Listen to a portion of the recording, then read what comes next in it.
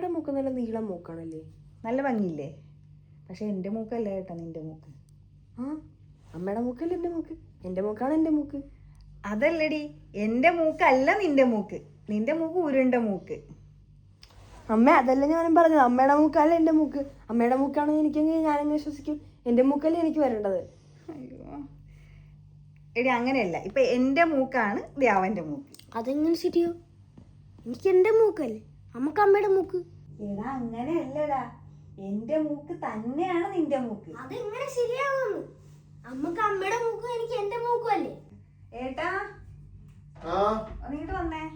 എന്താണ് ഏട്ടാ, എൻ്റെ മൂക്കല്ലേ അവൻ്റെ മൂക്ക്?